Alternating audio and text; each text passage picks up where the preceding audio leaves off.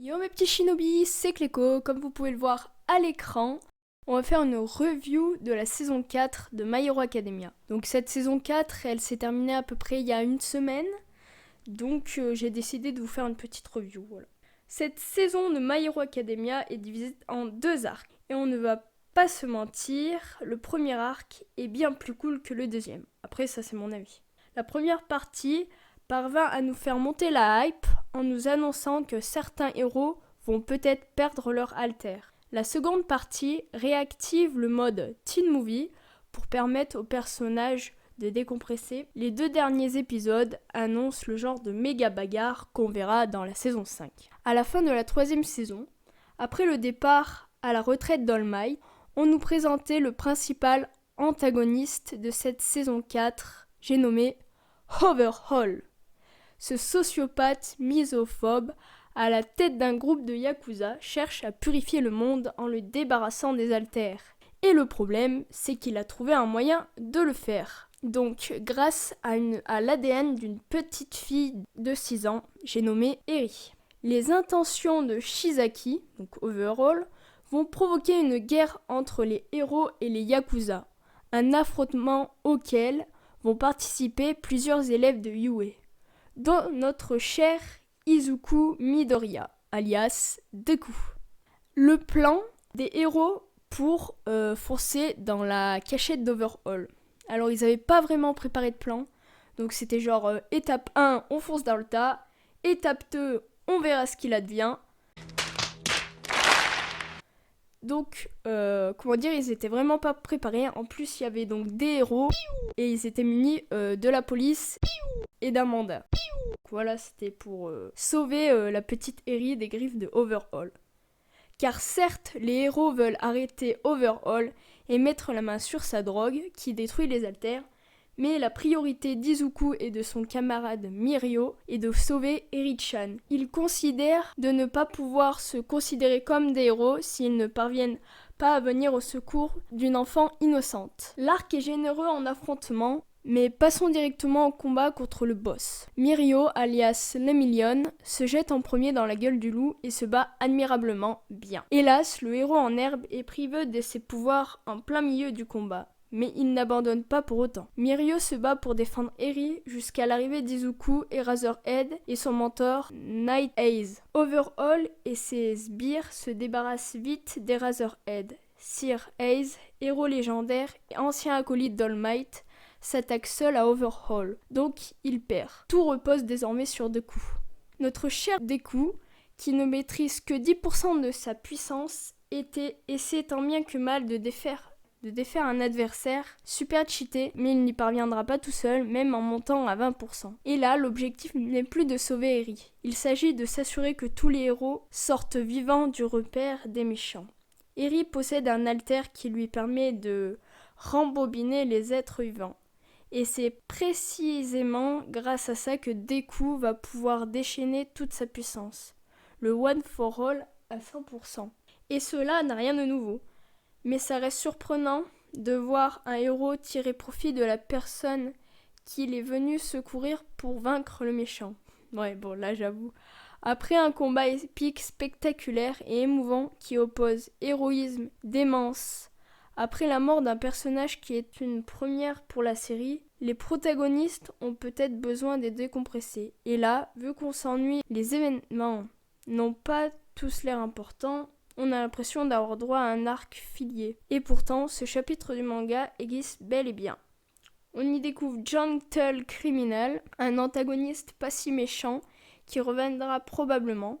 Un nouveau équipement qui aide Deku à mieux exploiter ses pouvoirs, le sourire d'Eri-chan. De plus, les épisodes sont plutôt chargés en humour et la confrontation entre Gentle Criminal et Izuku est parfois ingénieuse. Hormis le dernier épisode majestueux où on voit enfin Endeavor se battre, ce qu'on retient le mieux dans ce deuxième arc est le concert de la fête de Yue, auquel toute la classe participe, pour la simple et bonne raison que Eri se libère enfin de ce qui l'a lié à Overhaul.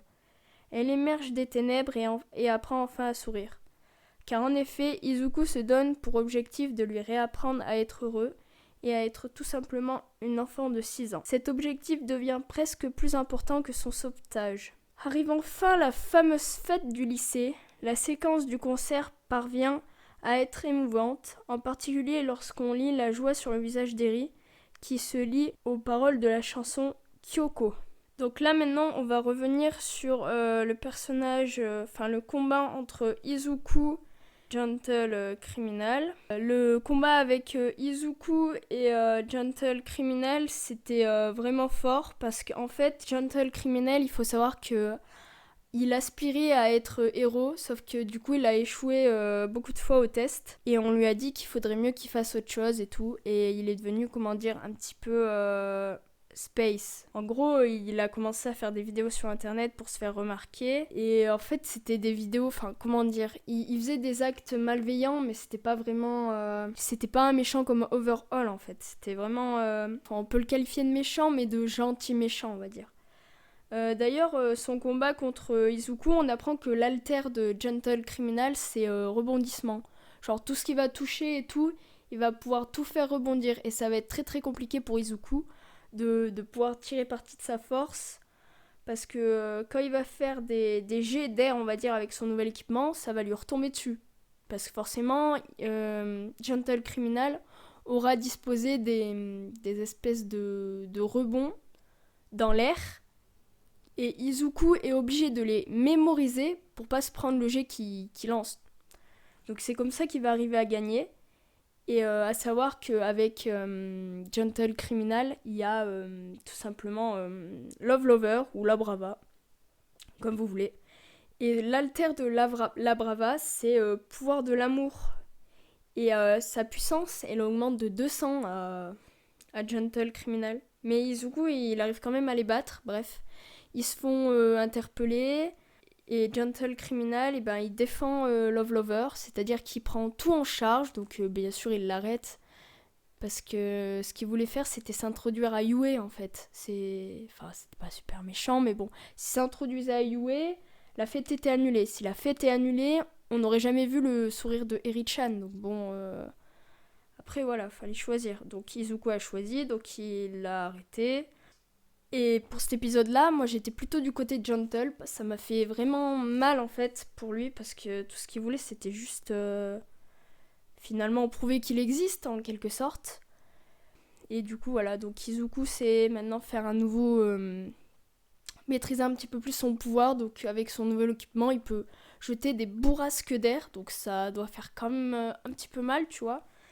Maintenant on va parler de l'épisode, le dernier épisode de la saison 4, l'épisode 25. Je crois que ça a été l'un des meilleurs épisodes après les épisodes avec le combat d'Overhaul et tout, le patatras on va dire. Et c'était le combat qui oppose Endeavor à un Brainless, sorti de nulle part et aussi impressionnant visuellement que symboliquement. Tout d'abord on pensait que la saison allait se terminer gentiment avec un... En fait, on pensait que ça allait se terminer sur un petit épisode chill, tranquille et tout, mais non, pas du tout, pas du tout. Le studio nous gardait le meilleur pour la fin. On voit enfin Endeavor se battre, et pour couronner le tout, son adversaire monstrueux semble plus fort que lui.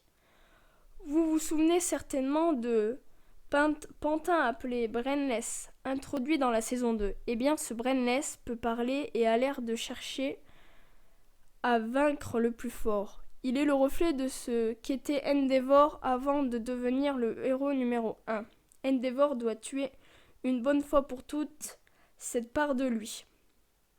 Cet affrontement nous fait revivre le combat entre All Might et All for One à la fin de la saison précédente. On ne s'y attendait vraiment pas et les personnages non plus. Les enjeux sont exactement les mêmes puisqu'il s'agit du numéro 1 qui affronte un ennemi difforme et mystérieux que les gens voient comme une abomination. L'épisode ne nous laisse pas le temps de souffler. Endeavor fait fondre l'étage d'un immeuble qui se fait ensuite couper en deux. Hanks, le nouveau héros numéro 2, c'est un humain avec des ailes rouges en acier et ses ailes... Il peut détacher ses plumes et toutes les plumes après elles vont sauver les gens. Bref. Effectue un sauvetage digne d'Iron Man. il a une véritable escalade de l'action. Et surtout, on finit par croire à la mort d'Endeavor. Mais les héros renversent même les situations les plus désespérées. Le nouveau symbole de la paix sort victorieux de ce combat, et on ne peut qu'attendre la saison 5 avec impatience. Donc à savoir, Endeavor, il a mis beaucoup de temps à tuer le Brainless parce qu'au début, il faisait des petits coups, des moyens coups, on va dire, avec ses flammes et tout.